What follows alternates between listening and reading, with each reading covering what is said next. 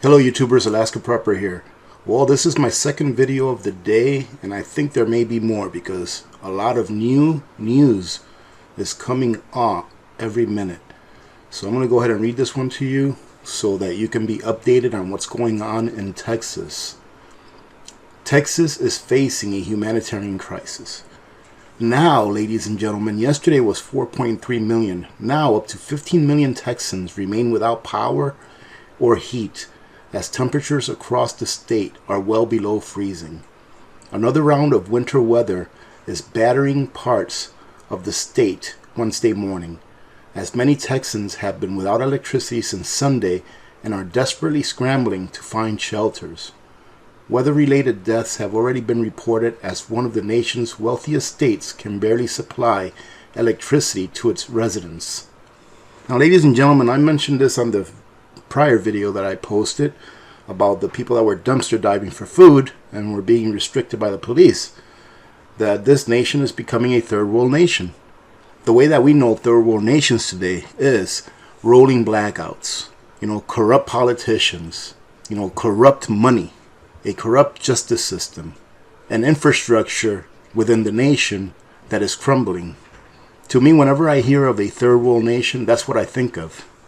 And here, ladies and gentlemen, we have a good example of what happens when you let your infrastructure go to the wayside because you don't want to spend the money to keep it up to date.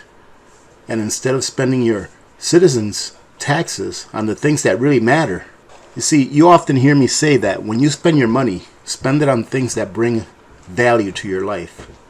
And I think that the states and our federal government ought to take heed to that saying as well. Here, someone says, my house is now resembling a refugee camp. What's insane is that big swaths of population in surrounding areas are without power and water supply. Bottled water is flying off the shelves, and stores are about to run out. So much for the Green New Deal, blank. All of our turbines and solar don't work. Now, I'll freeze, LOL. The unprecedented polar vortex split, dumping Arctic air down to the Gulf of Mexico, resulted in frozen wellheads that impeded the flow of natural gas to power stations, triggering electric shortages as demand overwhelmed the grid. Considering ERCOT, which manages 90% of the state's electricity load, has a high percentage of electrical generation produced via natural gas. Power has yet to be restored to millions of folks. Now, ladies and gentlemen, imagine if this goes on for like another week or 2 weeks.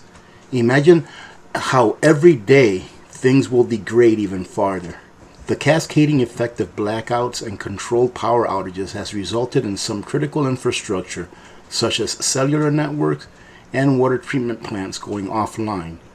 As we attempt to show below, the speed at which one of the nation's wealthiest states transforms into a third world country is simply stunning. And I did read something yesterday, ladies and gentlemen, where Texans were being advised that they should boil their water prior to consuming it. My question is, well, if they don't have electricity, then how are they going to boil their water?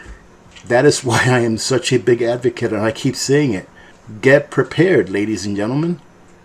What does it hurt to have a little butane or propane stove in your home? That way, if you ever do have to heat water or boil water for your own safety, you at least have it for that.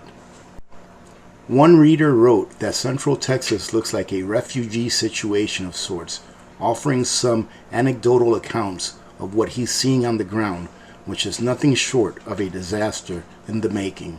And he says, Central Texas is looking like a refugee situation of sorts. Suburbs with power have homes with 10 to 15 to 20 people piled into living rooms with sleeping bags. Increasingly, whole zip codes are being hit with not just power outages, but water system going down to either through frozen or electrically damaged processing facilities or key pipes bursting. Anyone without power or water is pretty much begging friends and family in the area to take them in. Multiple families are camped out in living rooms of those who still have power. Families are dropping off young children in residences and neighbors that still have heat. Basically, whole neighborhoods on other side of the highway with no power are moving into neighbors with homes that have power. He says that he's getting phone calls from friends and elderly people in the community asking desperately for firewood. People are braving the iced over roads to go looking for anyone with firewood. Any home that still has water is filling up jugs and bathtubs in expectation of water supply cut at any moment. Ladies and gentlemen, take this time to take notes of what this gentleman is saying. Take notes of what they're missing, of what's actually going on in the ground. The water situation is getting alarming, especially many elderly now trapped in homes with no heat or water. Local stores are limiting customers to 2 gallons of water each, and it's flying off the shelf. Individuals with four-wheel drive and or Jeeps have been seen picking up stranded strangers on the side of the road. Often people are having to hike miles to an open corner store to raid the shelves for any canned food or still available items.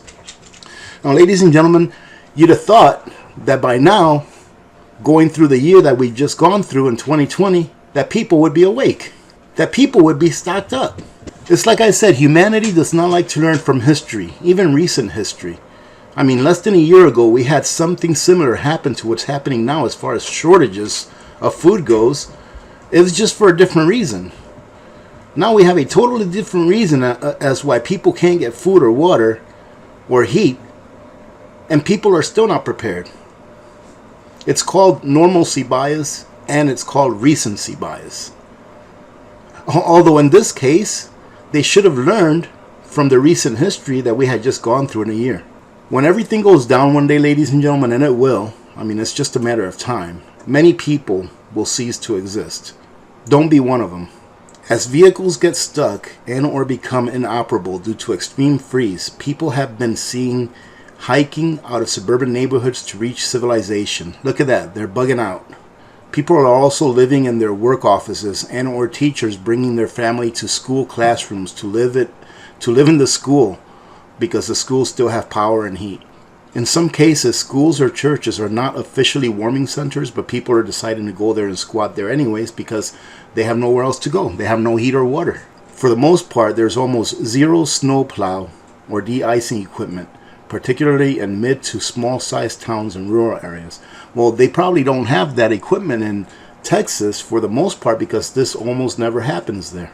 Last night's layer of ice storm means many people now trapped in their powerless, waterless homes, even if they want to leave for a warming center.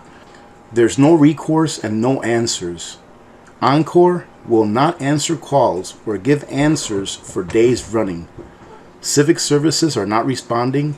Growing numbers of carbon monoxide poisonings in the area and the state. People are lighting charcoal grills indoors, also running vehicles in garages.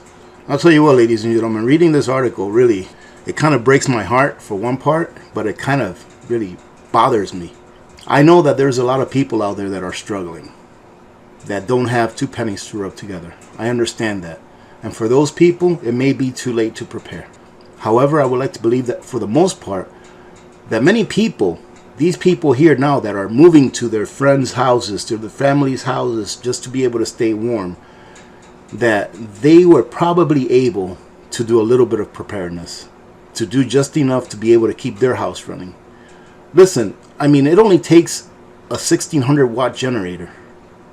And you can buy a 1600 watt generator for $200. It'll be one of the noisy ones, but you can buy one for $200.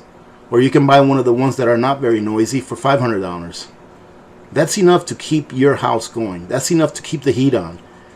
You know, if you have a furnace, you can actually connect your furnace to a 1600 watt generator. There's actually a way to do it. But you don't want to learn how to do it when you need to do it. You need to learn how to do it prior to that. But you know, with a small investment, you know, a year ago or 6 months ago, they could have spent $400 or $500, had some gasoline set to the side. They could have stayed in their homes, they could have kept the light on, they could have kept the heat on. And with an even bigger generator, they could have probably run a small heater just off of that generator, enough to keep them comfortable. You know, now maybe not at 70 degrees, But they could have probably, put their temperature in the house at 60 degrees and worn some jackets or whatever. But everyone could have prepared for this. I understand some people can't and probably never will be able to prepare, but most people, I'm pretty sure, could have prepared. So I honestly don't really know if there's any way to mitigate this at all, or if there is any point trying to kick and scream and raise awareness about this, since it seems like such an unstoppable avalanche. But with all of the pipes bursting, as well as water treatment plants now going offline next week, when this thaws out, all of that sewage is going to coat the entire state, which is gross. But the worst part of it is that this health crisis can transmit through sewage. Think Texas might be on its way to becoming a third world country. Ladies and gentlemen, I'm going to go ahead and stop reading this article right here. There's still a lot to read. As you can see, everyone, ladies and gentlemen, I'm not being critical, but I'm just pointing out the obvious. Look at all of these empty LP tanks. Here where I live, I see a lot of propane tanks being filled around August, September, because people are filling them to get ready for winter. They're filling them just to have them. The ones that I've got filled up, I haven't used one of them because I haven't needed to. But should I need them, they'll be there. And these guys here are just waiting to the last minute. They're getting their insurance after they got into a car accident. That's what they're doing here. They're getting their insurance after they got into the car accident, when they should have had it prior.